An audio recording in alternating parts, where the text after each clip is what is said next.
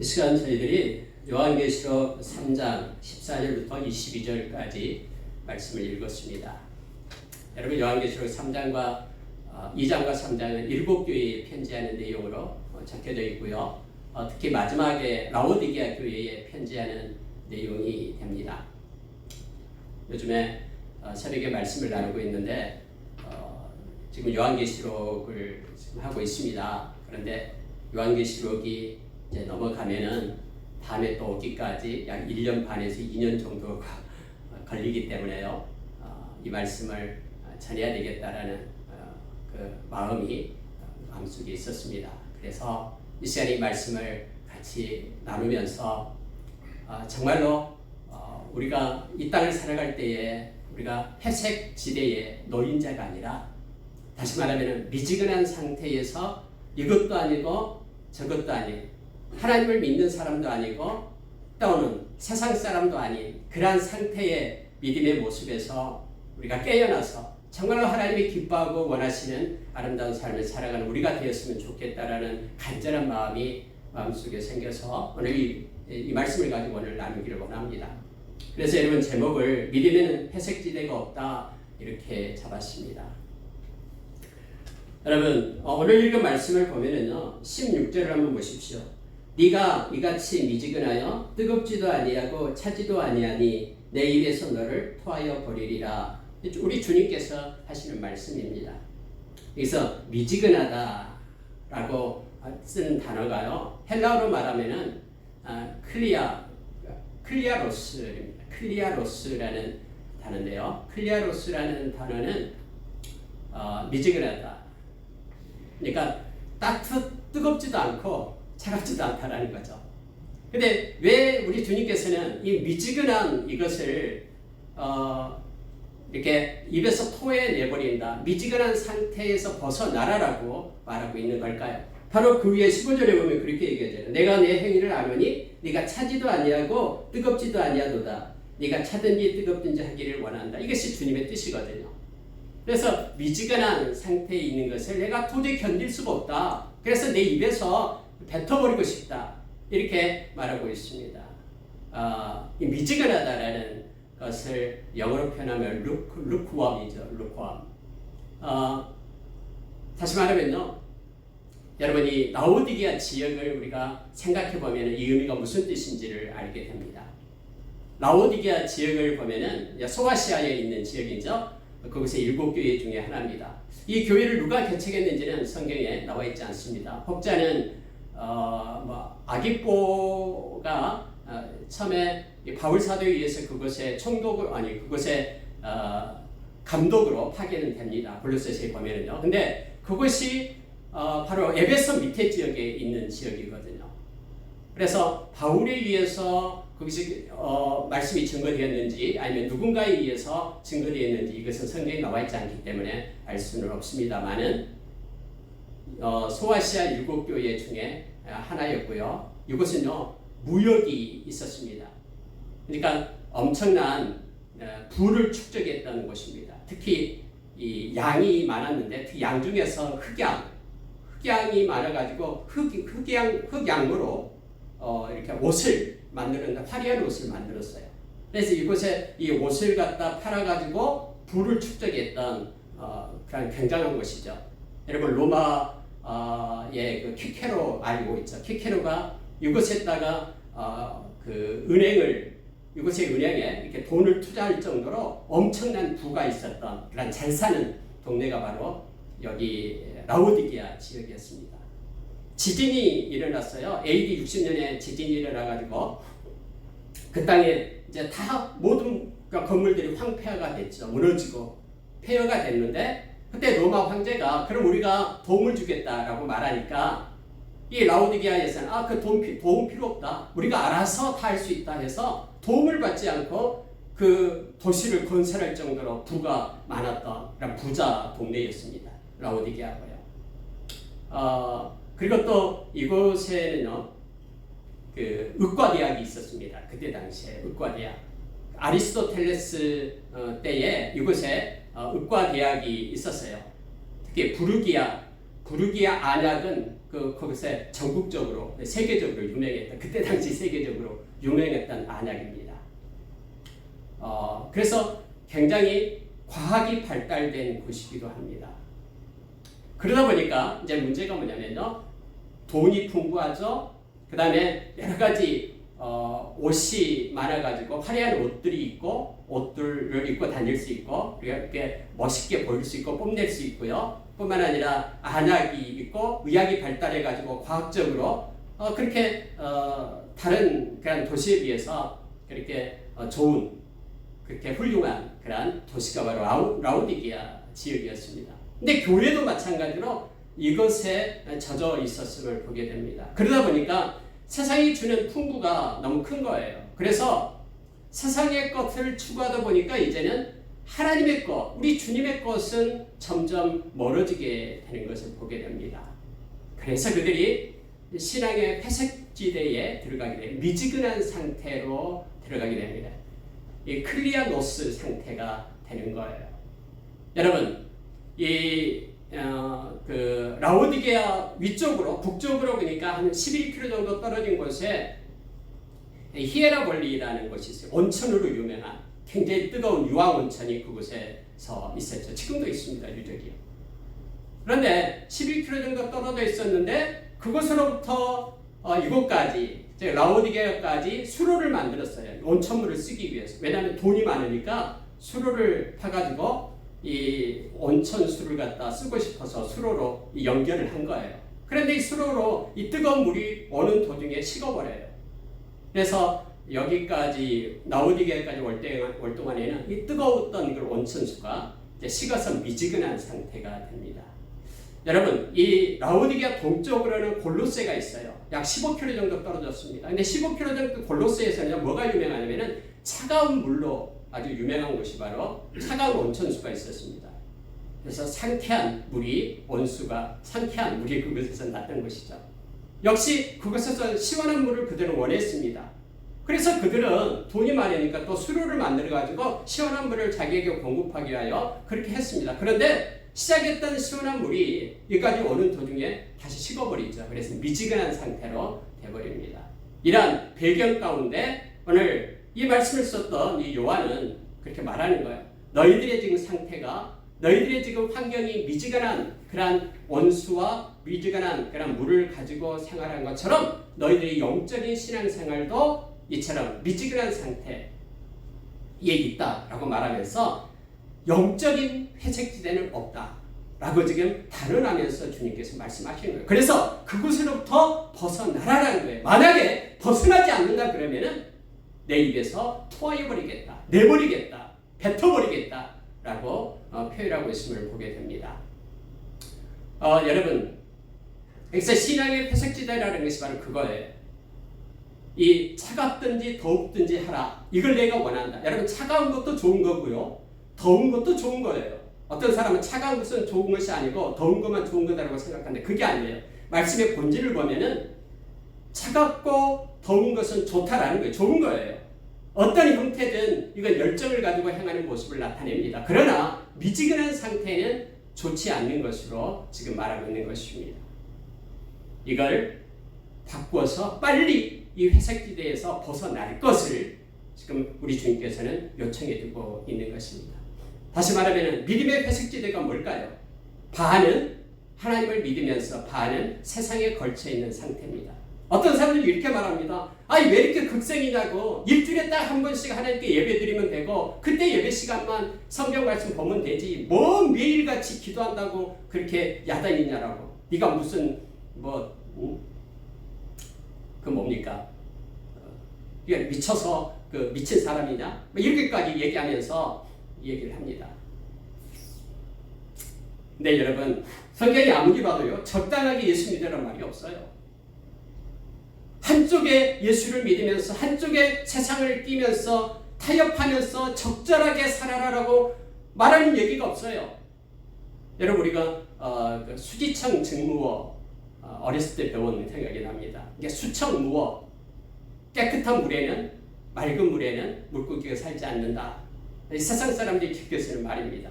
너무 그렇게 도도하게 굴지 마. 적당히 좀 타협도 하고 그냥 타협도 하면서 그렇게 살아 좋은 게 좋다고 하면서 세상에서 그렇게 타협하면서 살 것을 요구합니다.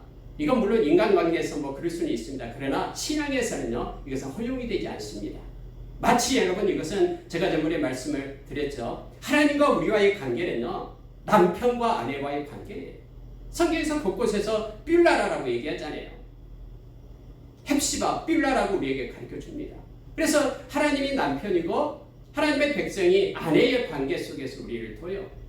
근데 하나님과 아내의 관계 속에서는요, 평생을 같이 서로 사랑하며 서로 바라보고 함께하는 관계가 돼야 되잖아요. 예를 들어서 365일 중에서 364일은 남편하고 살고 하루는 다른 남자하고 산다 그러면 이것이 온전함이 아니잖아요. 허용한 사람이 아무도 없겠죠. 이 동일한 것입니다. 예수를 믿고 하나님을 믿는 신앙에는요, 회색지대가 없는 거예요. 이 클리아로스라는 부분이 없어야 된다고 지금 말합니다. 만약에 이런 상태에 있게 된다면 내가 토해버리겠다고 말합니다. 여러분, 야고보 선생님은요, 두 마음을 품지 말라라고 우리에게 가르쳐 줍니다. 두 마음을 품는 사람은 하나님 앞에 어떤 것이라도 얻을 것조차 생각조차도 하지 말라라고 말하고 있는 거예요. 성경의 곳곳에서 우리에게 가르쳐 주고 있는 메시지가 온전함을 우리에게 말합니다. 그래서 여러분, 오늘 이 말씀을 가지고 우리가 그렇게 평생을 기억하기를 원합니다. 우리가 온전한 마음으로, 진실한 마음으로, 하나님을 경외하는 마음으로, 이 100%의 마음을 가지고 하나님을 섬기는 자라고 우리가 서기를 원합니다. 쪽마음을 품고 이스라엘 백성들이 그랬듯이, 이스라엘 백성들이 한쪽으로는 하나님을 섬기면서 한쪽으로는 풍요의 신을 따라가고 바알과 아세라를 마음속에 두고 살아갔던 것처럼, 그래서 하나님이 가증하게 여긴다라고 말하면서 그 땅이 너를 토해낼 것이다. 마침내 토해냈잖아요. 가나안 땅에서 토해내서, 그래서 BC 586년에 멸망을 당하잖아요. BC 722년에 북이스라엘이 멸망당하고 아수르에 의해서, 그리고 BC 586년에 바벨론에 의해서 멸망을 당하고 말잖아요. 토해내잖아요, 땅이요. 여러분, 이 시간에도 우리 주님께서는 미지근한 상태의 회색지대에 머물러 있지 말라라고 우리에게 말하고 있습니다. 그래서 우리에게 온전한 마음으로 하나님을 섬길 것을 요청합니다. 적당히 하나님을 섬기고 살지 말라라고 우리에게 가르쳐줍니다. 온전한 마음으로 진실되게 하나님을 섬기며 나갈 것을 말해주고 있습니다. 여러분, 우리가 잘 아는 여호수아가 가나안 땅을 7년 전쟁에서 막 34명의 왕들을 다 죽이고 정복하고 승리하잖아요. 그런데 이제 이스라엘 백성이 살다 보니까 점점 그들의 문화에 이제는 빠져들게 된 거예요. 이제는 이스라엘 백성은 유목민이었는데 그곳에 가서 정착하다 보니까 아무것도 모르는 거예요. 그래서 농경 사회에 그들이 젖어 있는 그들의 기술을 받아들이게 되죠. 그러다 보니까 그들이 농경 사회에서 섬기고 있는 귀신, 무슨 우레를 바라는 그런 하늘의 우레를 나타내는 신, 이런 그런 풍요의 신을 따라가게 되잖아요. 그런데 여호수아가 죽기 전에 그들만 모아서 이렇게 불러놓고는 하는 얘기가, 나와 내 집은 하나님만을 섬기겠다. 너희들 택해라. 이처럼 회색지대에 있지 말고 두 가지를 함께 섬기지 말고 택해라라고 말합니다. 나와 내 집은 하나님만을 경외하겠다. 그리고 진실함으로 온전함으로 하나님만을 섬기겠다. 너희들 택해라 하면서 그들을 모아놓고 죽기 전에 그렇게 외쳤던 여호수아서 24장 14절을 우리는 기억을 합니다. 오늘 이 말씀을 보면서 우리가 믿음에는 회색지대가 없고, 어떻게 하면 그러면은 우리가 다시 주님께로 돌아와 열심을 가지고 살아갈 것인가를 성경은 가르쳐줘요. 예수님께서는 친절하게요, 말씀을 통해서 가르쳐줍니다. 여러분, 회색지대에 있는 사람의 특징이 뭐냐면요, 박제화됩니다. 믿음의 생명이 없이 박제화돼가지고요, 형식적으로만 예수를 믿어요. 표면적으로만 예수를 믿어요. 그러나 그의 마음의 중심은 하나님을 향하지 않습니다. 마음에요, 이 온전함이 없어요. 그래서 기계적으로 이렇게 형식적으로 하나님 앞에 나와서 예배하는 걸로 그쳐요. 이것으로 됐지 뭐, 이것으로 하면 하나님이 나에게 복 주겠지 뭐, 이렇게 생각하고 그치게 됩니다. 말라기서에 보면은요, 이러한 것을 하나님은 너무너무 싫어해요. 하나님께서 말씀합니다. 누가 제발 성전 좀 닫아버렸으면 좋겠다. 그렇게 말하는 거예요. 이 회색지대에 있는 하나님의 백성들 때문에 저들이 내게 와서 제사를 지낸다고 와서 드리지만은 그 예물 중에서는 가장 형편없는 것, 그걸 가지고 와서 하나님께 거저 형식적으로 드리고 있다. 정말 문 좀 닫았으면 좋겠다. 그리고 그들의 삶을 보니까 똑같다라는 거예요. 하나님의 백성인지 아닌지 똑같이 거짓말하고 똑같이 그러면 속이고 그렇게 살아가고 있는 거 도저히 볼 수 없다. 이사야서 1장에서도 동일하게 이렇게 말하고 있잖아요. 미가서 6장 8절에서는 내가 좋아하는 것이 뭔지 아냐? 제발 좀 정직하게 사는 것. 이렇게 얘기하잖아요. 세 가지 걸 얘기하잖아요. 정직하게 사는 것, 인자를 사랑하는 것, 다시 말하면 사랑을 가지고 사는 것, 그리고 겸손하게 나와 동행하는 것, 내가 이것을 원한다 라고 주님은 우리에게 말씀하고 있잖아요. 여러분, 오늘 말씀 가운데요, 우리가 이 말씀처럼 회개하고 또 열심을 내고 하나님과 동행하는 삶을 살 것을 요청하면서 회색지대에서 벗어날 수 있는 방법을 성경이 가르쳐 줍니다. 여러분, 우리가 적당히 하면서 살아가게 되는 거, 그냥 적당히 세상에 좀 타협하면서 풍조를 따라서 모난 놀이 정맞는다고 하면서 그렇게 대충 살자라는 것은요, 사탄이 주는 미혹입니다. 이건 넘어가면 안 됩니다. 우리가 에베소서 2장 2절 이하에 보면은 이 세상의 영이 우리를 끌고 다닌다고 하잖아요. 근데 특징이 두 가지가 있다고 제가 누차 말씀을 드렸죠. 말씀 읽어보면요, 나옵니다. 왜냐면요, 특징이 뭐냐면은 네 인생 네 거야, 네 마음대로 살아. 이것이 사탄이 주는 거예요. 그리고 또 하나는 뭐 그렇게 잘난 척하면서 사냐, 세상의 풍조를 따라 남들도 그렇게 하니까 그렇게 살아. 이 두 가지예요. 자기의 정욕대로 사는 것, 그리고 세상의 풍조를 따라 사는 것. 이것은 사탄이 우리에게 주는 유혹입니다. 적당히 타협하면서 대충 살 것을 우리에게 요청하고 있는 것이죠. 이러한 삶에서 벗어나서 저와 여러분이 회색지대에서 벗어나서 형식적이 아닌 진짜 마음의 간절함과 뜨거움과 그리고 사랑과 온전함과 진실함을 가지고 경외함으로 하나님 앞에 늘 서는 우리가 되기를 원합니다. 첫째로 여러분, 그렇게 할 수 있는 방법이 뭐냐면 오늘 첫째로 주님의 알 택해라 라는 거예요. 주님의 알을 택하라. 이 말은요, 자기의 알을 내려놔라라는 겁니다. 자기가 지금까지 경험해왔던 것, 자기의 지식, 이것을 내려놓고 누구의 것을 택하라고요? 바로 주님의 알을 택하라라는 것입니다. 그 내용이 뭐냐면 14절부터 계속해서 17절까지 있는 거예요. 여러분 14절을 보십시오.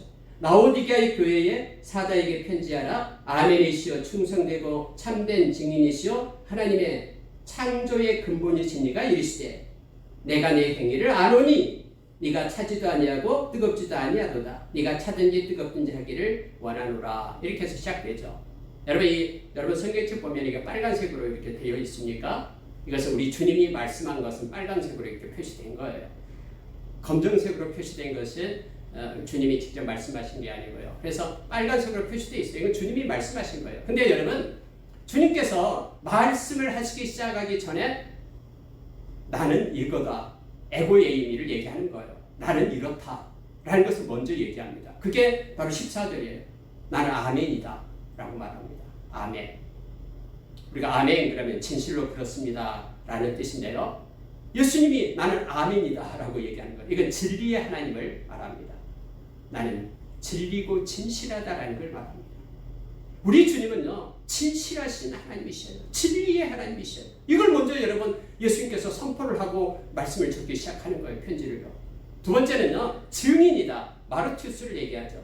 증인이다라는 거예요. 내가 증인이다. 그런데 나는 어떤 증인이냐 그러면 충성되고, 이게 신실하다라는 거죠. 충성되고 그리고 참된 증인이다 라고 말합니다. 여러분, 증인은요, 알고 있는 자가 증인이에요. 다 본 자가, 듣는 자가 증인이죠. 근데 예수님은 내가 다 보았고 내가 다 알았다라는 거예요. 내가 모든 것을 다 안다. 마음속 깊은 것까지 내가 다 안다. 내가 증인이다. 그래서 나는 내가 말한 것은 진리고 사실이다라는 걸 나타내는 거예요. 나는 증인이다. 그리고 뒤에 보면은 하나님의 창조의 근본이다라고 얘기하죠. 여러분, 이 하나님의 창조의 근본에 대해 해석을 잘못하면 이단이 되어버립니다. 이 근본이다를 갖다가 이 헬라가 아르케라는 단어인데요. 이 아르케를 갖다가 다르게 해석해가지고 시초로 해석해버리면은 하나님께서 예수님을 마치 창조한 것처럼 그렇게 돼버려요. 그래서 여러분 AD 324년인가요? 니케아 종교회의에서요. 이게 아리우스라는 사람이 있었는데 아리우스파가 이걸 주장했어요. 예수님은 하나님보다 밑에 있다. 하나님과 비슷하지만은 하나님과 동등한 것은 아니다. 이렇게 주장했거든요. 예수님이 창조된 것으로 그렇게 주장해가지고 그때 이단으로 시비에 걸려서 이단으로 됐죠. 여러분 성경에 보면은요 예수님은 하나님과 동등해요. 동일합니다. 그래서 예수님을 참 하나님이라고 요한일서 5장에서는 말해주고 있죠. 이것은요 이 창조의 근본이다라고 말할 때 이거 해석은요 예수님을 통해서 창조됐다라는 거예요. 예수님이 모든 것을 창조했다라는 거예요. 여러분 예수님이 만드신 것은 예수님이 더 잘 알고 계시죠. 예수님이 설계도를 가지고 계신 거예요. 저와 여러분의 설계도, 인생 설계도 우리 주님이 가지고 계신 거예요. 너무나 잘 알아요. 어디가 고장나면 너무나 잘 알고 있어요. 지금 여러분 14절에서 지금 예수님이 표현하고 있는 게 뭡니까? 아멘이시요, 증인이시요, 그리고 근본이다라고 말하고 지금 주님이 말씀하신 게 뭐냐면요. 나는 너무나 너를 잘 안다라는 거예요. 너의 속속들이 너가 어떻게 해나가야 될 거, 그 미래의 방향까지, 모든 해결점까지 내가 다 알고 있다. 내가 너를 만들었던 창조자요. 나는 다 알고 있는 증인이요. 그리고 나는 진실에서 거짓이 없기 때문에 나의 알을 취해라라고 지금 말씀하고 있는 것입니다. 내가 너의 행위를 보니까 너는 이렇다 라고 말합니다. 그런데요 라오디게아 교회에서는 지금 어떻게 말하고 있냐면 자 17절에 보십시오. 네가 말하기를 나는 부자라 부요하여 부족한 것이 없다 하나. 이건 너가 말하는 거야. 나는 돈도 많고 무역을 해가지고 돈을 많이 구하고요. 또 옷도 멋진 옷, 흑 양로를 통해서 옷도 입고요. 또 부르기아 안약이 유명하니까 안약도 바르고 또 누게 밟고 해서 부자다라고 스스로 생각하는 거. 이것이 그들의 알미예요. 그런데 예수님은 너희의 알을 내려놓고 나의 알을 택하라라는 거예요. 나는 다 알고 있고 아멘이시여 증인이시여 창조의 근본인 내가 너희에게 말한다 하면서 두 가지 것을 말하고 있습니다. 여기서 말하고 있는 것이 바로 그겁니다. 미지근한 것에서 떠나라라는 거예요. 차갑든지 더웁든지 하라. 이거 하나고요. 지금 너는 부자라고 생각하는데 너는 부자가 아니다. 내가 봤을 때 너는 하면서 5가지를 얘기합니다. 우리가 여러분 17절에 그게 나오죠. 너는 공고한 자다. 이 공고하다라는 것은 비천하다라는 뜻이 공고하다. 비천하다. 내가 봤을 때 넌 너무너무나 비천하다라는 거. 막 그 아름다운 옷을 입고 다니지만은 너무너무나 비천하다. 그리고 가련하다. 이것은 불쌍하다라는 겁니다. 불쌍하다. 그리고 가난하다. 부자라고 뽐내지만은 너무너무 가난하다라는 거. 그리고 눈이 멀었다. 안약을 발라서 과학이 발달했다고 뭔가 아는 것처럼 눈을 뜨지만은 그러나 너는 눈이 먼 자다. 전혀 보지 못한 자다. 그리고 벌거벗은 자다. 너무나 초라하고 보잘것없는 그런 벌거벗은 자다라는 것. 이것이 내가 알미다. 너를 보고 알미다. 그러니 너의 알을 내려놓고 나의 알을 택하라라고 말합니다. 그래야지만이 지금 상황 회색 지대에서 너가 벗어날 수 있다라고 말하고 있는 것입니다. 여러분, 때로는 우리가 가진 기준으로 이 세상을 살아가는 경우가 너무나 많습니다. 그러나 우리는 우리의 것을 내려놓고 주님의 것을 택하는 것이 예수의 제자입니다. 누가복음 9장 23절에서 아무든지 나를 따라오고 자기를 부인하고 이게 먼저입니다. 자기를 부인하지 않으면 자기의 알을 내려놓지 않으면 주님의 알을 가지고 살아갈 수가 없습니다. 여러분 갈라디아서 2장 20절에서 우리는 너무나 잘 알잖아요. 이제는 나는 죽고 내 안에 그리스도가 사는 것이다. 나의 것을 내려놓고 주님의 것을 마음에 받아들이는 자가 믿음으로 사는 자임을 우리에게 말해줍니다. 갈라디아서 5장 24절에서 그리스도 예수의 사람들은 육체와 함께 탐심과 정욕을 십자가에 못 박은 자라고 얘기하죠. 나의 욕망, 나의 것을, 나의 기준, 나의 것을 내려놔라고 말합니다. 여러분 고린도후서 10장에 보면은요, 고린도후서 10장 3절 4절에 하나님보다 높아지는 모든 철학, 모든 이론, 그것들을 무너뜨려라. 하나님보다 높아지는 모든 생각들, 이것을 사로잡아 순종하게끔, 복종시키게끔 그렇게 하라라고 말합니다. 우리가 여러분, 주님을 따르는 제자들, 그리고 이 회색지대에서 벗어나려는 이들은 우리의 삶을 내려놓는 결단이 있어야 됩니다. 그리고 주님의 것을 붙잡고 살려는 자가 되어야 됩니다. 주님의 삶을 택해야 됩니다. 그럴 때만 우리는 아모스서 3장 3절에서 말했던 것처럼 주님과 동행할 수 있는 삶을 살아갈 수 있습니다. 형식적이고 기계적인 우리의 믿음의 삶에서 탈피해서 정말로 역동적이고 정말로 가슴이 저리는 그러한 주님과의 교통 속의 삶을, 믿음의 삶을 살아갈 수 있음을 우리가 기억하기를 원합니다. 예수님만이 우리의 지혜가 됩니다. 고린도전서 1장 30절 예수님은 지혜이며 우리의 지혜이며 의로움이요 의로움 또 거룩함 구원함 되신다라고 우리에게 가르쳐줍니다. 이사야서 9장 6절에서는요 예수님만이 여러분 예수님 어깨에 정사를 메었다 그렇죠. 예수님의 이름이 뭐라고 해서 기묘자와 모사라고 했습니다. 기묘자가 뭡니까? 놀라운 일을 행하시는 분이에요. 우리의 지각을 뛰어넘는 도저히 우리의 생각으로는 할 수 없는 그 일을 우리 주님은 하시는 분이에요. 그리고 모든 문제의 해결을 우리 주님은 하십니다. 그래서 모사가 되십니다. 그분의 영존하신 아버지고요 거룩하신 하나님이고 평강의 왕이십니다. 우리의 마음이 힘들고 답답하고 괴로움으로 가득 찼을 때 주님께 아무것도 염려하지 말고 구하라라고 말하잖아요. 그러면은 그리스도의 그런 평강이 우리의 마음을 지배하게 된다고 가르쳐줍니다. 평강이 왕이기 때문에 그렇습니다. 세상이 줄 수 없는 평강을 우리 주님은 주십니다. 여러분 우리의 삶을 내려놓고 주님의 삶을 택하십시오. 그래야지만 우리는 회색지대에서 벗어나서 정말로 즐겁고 그리고 역동적이고 힘이 있는 그러한 신앙생활을 우리가 할 수 있음을 알게 됩니다. 여러분 두 번째로 보면은요 주님의 것을 살아라고 말합니다. 예수님이 이것으로 끝나지 않죠. 여러분 18절에 한번 보시기 바랍니다. 18절 보면요 내가 너를 권하노니 내게서 불로 연단한 금을 사서 부유하게 하고 흰옷을 사서 입어 벌거벗은 수치를 보이지 않게 하고 안약을 사서 눈에 발라 보게 하라. 여러분 예수님께서는 나에게 살아라고 얘기합니다. 예수님께서는 살아라고 얘기합니다. 그러면 여기서 우리가 한 가지를 기억해야 됩니다. 그러면 우리가 여러분 이 땅에서의 우리가 말하는 복, 마카리오스라는 이 복이 뭐냐라고 우리가 생각할 때 예수님은요 전혀 다르게 우리에게 가르쳐줍니다. 우리는 돈이 많고 학식이 많고 또 권세가 있고 이러면 복 받았다고 얘기하는데 주님이 말하는 가치 기준은 달라요. 우리가 마태복음 5장 3절부터 10절에 보면은 팔복에 대해서 우리에게 가르쳐주죠. 이 마카리오스에 대해서 가르쳐줘요. 근데 가장 먼저 심령이 가난한 자는 복이 있나니 천국이 저희 것이요 라고 시작이 되잖아요. 근데 여러분 복을 쭉 한번 보세요. 다 우리 주님이 주신 것으로 채워진 것이 복임을 알게 합니다.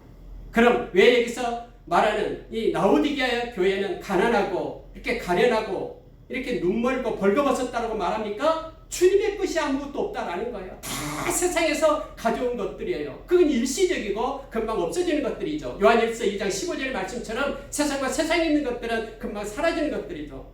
그런데 주님의 것을 가지고 있을 때 복 있는 자라라고 우리에게 가르쳐 주는 거예요. 여러분 요한계시록에 보면 7가지 복에 대해서 말하잖아요. 첫 번째 복이 뭡니까? 요한계시록 1장 3절에서 이 말씀을 읽고 듣고 지키는 자가 복이 있다고 말합니다. 두 번째가 이 요한계시록 14장 13절에 나오고 있잖아요. 주 안에서 죽는 자가 복이 있다. 다 여러분 예수님과 연관되어 있는 것입니다. 옷을 빠는 자가 복이 있다. 예수님의 보혈로요. 회개하는 자가 복이 있고요. 어린 양의 잔치에 참여하는 자가 복이 있고요. 이 모든 것들은 뭐냐면 주님이 주시는 거예요. 주님이 주신 것이 하나도 없기 때문에 그들은 가난하고 불쌍하다라고 지금 말하고 있는 것입니다. 누가복음 12장에 보면은 참 이 12장을 읽어보면 큰 은혜를 우리에게 주는데요. 한 사람이 예수님께 와서 이런 얘기를 합니다. 예수님 말씀을 막 전하고 있는데 예수님 잠깐만요. 지금 우리 형제가 2명이 있는데 아니 부모님이 돌아가셨어요. 아버지가 돌아가셨는데 그러면 아버지 유산을 갖다 우리가 형제가 나누어 가져야 되는데 아니 형이 다 가져가고 나한테 유산을 안 줘요. 예수님 제발 이 형한테 좀 얘기해가지고 동생한테도 좀 띄워주라. 이렇게 되면 예수님이 말 한마디만 해주십시오. 근데 여러분, 예수님이 그 말을 듣고 알았다, 내가 그렇게 해줄게, 그렇게 하지 않습니다. 예수님께서 그 말씀을 듣자마자 이 얘기를 하십니다.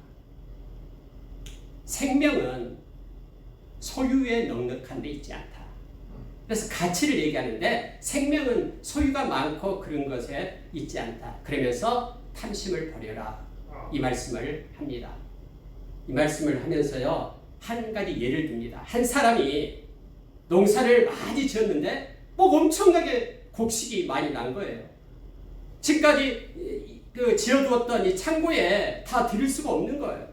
이거 어떻게 하냐 막 고민이 되기 시작한 거예요. 옆 사람 나눠주면 편할 텐데 그렇게 생각하지 않고요. 어쨌든 어떻게 할까 하다가 한 가지 기발한 생각을 해냅니다. 걱정할 거 뭐 있냐? 이 곡간을 갖다 헐어버리자. 그리고 더 큰 엄청난 큰 창고를 지어가지고 내가 받은 이 소출을 갖다 그곳에다 간직해놓고 이거 몇 년 동안 먹고 쓰고 남을 수 있는 거니까 자기 영혼을 향해서 이제는 편히 쉬어라. 지금부터 즐기며 먹고 자고 이제 행복하게 살자. 이렇게 스스로 얘기를 합니다. 근데 여러분, 예수님께서 거기에 뭐라고 얘기하냐면 오늘 밤 그의 영혼을 취해 가겠다라고 말합니다.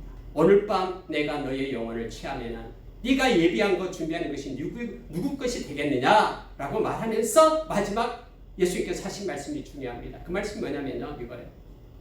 자기에 대해서는 이렇게 부요하고 하나님에 대해서는 부요함이 없는 자가 이와 같다라고 말합니다. 다시 말하면 하나님에 대해서 부요치 못한 것, 하나님의 것을 가지고 있지 못한 것, 하나님의 뜻이 무엇인지, 하나님의 그런 마음이 무엇인지, 하나님이 무엇을 바라보고 계시는지, 하나님이 어디에 눈물을 흘리고 계시는지, 하나님과는 전혀 상관없이 하나님의 것으로 가지고 있지 않는 그가 가난하고 그렇게 부유하지 못한 자라라고 지금 예수님은 가르쳐주고 있는 것입니다. 지금 여기에서도요, 우리 주님께서 왜 라오디게아 교회 너희들이 가난하고 이렇게 눈 멀고 헐거벗었냐라고 말하면은 나에게서 나간 것이 없다라는 거예요. 나의 것을 가지고 있지 않다라고 말합니다. 그래서 나의 것을 사라라고 얘기합니다. 아니 여러분, 예수님 앞에 와서 어떻게 삽니까? 얼마를 주고 사야 됩니까? 이 사다라는 것은요, 우리 주님 앞에 나와서 누구든지 구할 수가 있습니다. 성경에 말해두고 있어요. 이 값이 돈 없는 자도 와서 사라라고 말하죠. 값없이 살아라고 얘기합니다. 제로예요, 제로.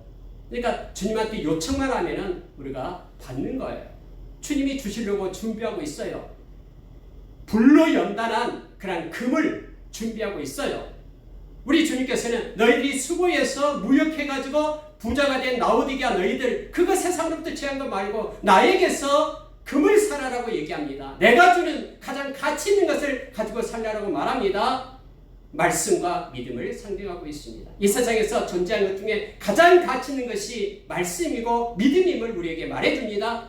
베드로전서 1장 7절에서 그래서 우리가 이 세상 끝날 때에 우리는 주님 앞에 섰을 때 주님은 우리가 믿음으로 산 것에 대해서 우리에게 칭찬하고 영광과 존귀를 준다고 약속합니다. 금보다 귀한 믿음이다라고 우리에게 말해주고 있죠. 주님으로부터 금을 살 것을 말합니다. 주님의 것을 가지고 살아라고. 이것은요, 변하지 않는 것을 상징합니다. 금은. 여러분, 우리 주님이 말씀했잖아요. 나의 말은 변하지 않는다. 나의 말은 세상이 없어진다고 해도 나의 말은 변함이 없다라고 말합니다. 그래서 말씀을 가진 자가 될 것을 요청합니다. 여러분, 우리 주님은 그렇게 말하잖아요. 오늘요, 나에게서 흰옷을 사라 라고 말합니다. 너희가 그 흙 양모로 아름다운 옷을 입고 막 부유하고 사치를 부리면서 사는데 그건 초라하고 보잘것없는 거다. 너희의 수치를 가릴 수 없는 거라고 얘기합니다. 그러나 나에게서 산 옷은, 내가 공급하는 옷은 그것은 하얀 옷, 흰옷이다라고 말합니다. 예수님께서 이 우리의 옷을, 하얀 옷을 입히기 위해서 당신의 생명을 놓아서 예수님의 보혈을 흘렸잖아요.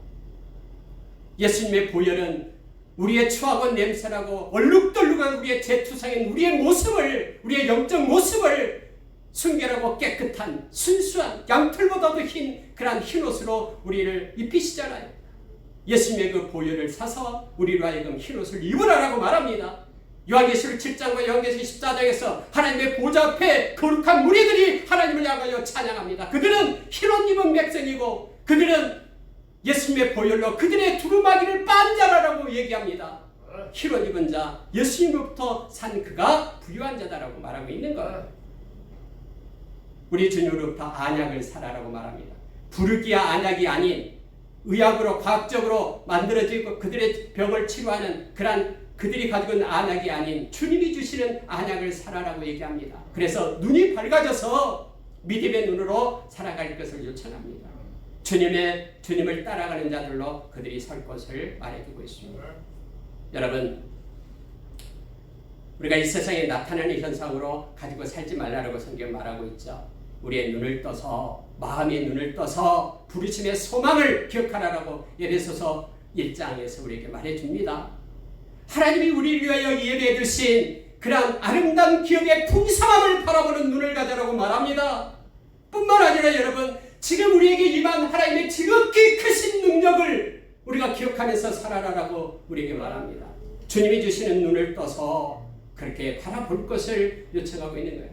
이것이 있는 자가 부유한 자고 마카리오스 복을 가진 자다라고 우리에게 말해주고 있습니다. 그래야지만이 회색지대에서 벗어나서 하나님이 없는 것처럼 사는 삶에서 벗어나서 하나님과 동행하는 삶을 살 수 있다라고 가르쳐주고 있습니다. 여러분, 골로새서 1장 17절에서는요. 그래서 우리로 하여금 예수 그리스도의 이름을 가지고 살면서 말과 일에나 주의 이름을 가지고 행하라고 말합니다. 주님이 공급하시는 힘으로 행할 것을 요청합니다. 그가 가장 부유한 자입니다. 자, 여러분 19절 보시기 바랍니다. 물론 내가 사랑하는 자를 책망하여 징계하노니 그러므로 내가 열심을 내라 회개하라. 여러분, 여기서 예수 그리스도께서 주시는 보혈로 힘입어 회개하고요. 그리고 주님이 공급하는 힘으로 열심을 내어서 삶을 살아갈 것을 말하고 있습니다. 그냥 형식적인 신앙에서 벗어날 것을 말하고 있습니다. 마지막으로 여러분, 주님과 교제해라. 이것은 간단합니다. 우리가 너무나 잘 알고 있는 말씀이죠. 예수님이 계속해서 우리 문 밖에서 두드리고 계신다라고 말하죠. 현재형을 써가지고 계속적인 걸 말합니다. 그러면 내 음성을 듣고 문을 열면 내가 그에게 들어 그로 더불어 먹고 그는 나로 더불어 먹으리라. 이 말은요, 주님과 교제하라라고 말합니다. 그러면은 주님을 닮는 삶을 살아갈 수 있다라고 말합니다. 아멘. 주님의 마음을 품을 수 있다라고 말합니다. 수고하고 무거운 짐진 자들아 다 내게로 오라. 내가 너희를 쉬게 하리라 하면서 나는 마음이 온유하고 겸손하니 내 멍에를 메고 내게 배우라. 그러면 너희 마음은 쉼을 얻으리니 내 멍에는 짙고 짐은 가벼움이라. 우리에게 말씀해 줍니다.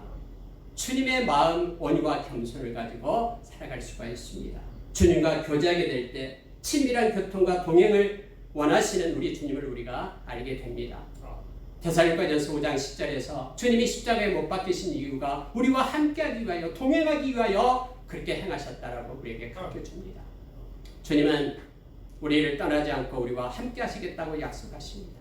주님은 우리가 주님의 이름을 부를 때 주님께서는 그것을 인하여 하나님의 영광 받으시고 하나님이 일하시겠다라고 약속합니다. 여러분, 주님과 함께하는 그런 친밀한 교제 가운데 있기를 원합니다. 성령님께서는 우리를 인도하실 것입니다. 어떻게 해야 됩니까? 우리가 거룩하게 되는 것은 말씀과 기도로 거룩하여진다라고 디모데전서 4장 5절에서 말합니다. 다시 말하면요, 말씀을 통해서 우리는 주님과 동행할 수 있습니다. 기도를 통해서 우리가 에레미야서 33장 3절의 말씀처럼 우리가 기도할 때에 주님은 응답하시며 우리가 알지 못하는 크고 비밀한 것들로 우리를 깨우쳐서 인도하십니다. 성령님께서 우리를 진리 가운데로 인도하시고 주의 말씀을 가르치고 깨닫게 하신다라고 말합니다. 끝나지 않고요. 우리가 여러분 주님과 교제하는 삶, 주님이 내 안에 있고 내가 주님 안에 있는 이 삶, 에베소서 1장에 보면은 온통 주 안에서만 우리에게 주어진 복에 대해서 기록해주고 있습니다. 말씀을 마치겠습니다. 여러분, 답답하고 힘드십니까? 정말로 주님이 살아계신지 살아계시지 않는지 때로는 이런 상태에 머물러 있습니까? 믿음의 생활에 기쁨이 없고 딴 행복이 없습니까? 오늘 이 말씀을 우리가 다시 한번 묵상하고 경청하며 세 가지 것을 기억하기를 원합니다. 주님의 알을 택하십시오. 그리고 주님의 것을 사십시오. 주님의 것은 주님께서 약속해 주신 것들을 우리에게 공급해 주십니다. 그리고 그것으로 우리가 삶을 살기를 원합니다. 우리에게 역동적으로 삶이 변화되는 것을 우리가 목도하게 될 것입니다. 주님과 겸손히 사귀면서 교제하는 삶을 살아가는 우리가 되기를 원합니다. 이것은 말씀과 기도로 교제하게 되는 것입니다. 기도하겠습니다.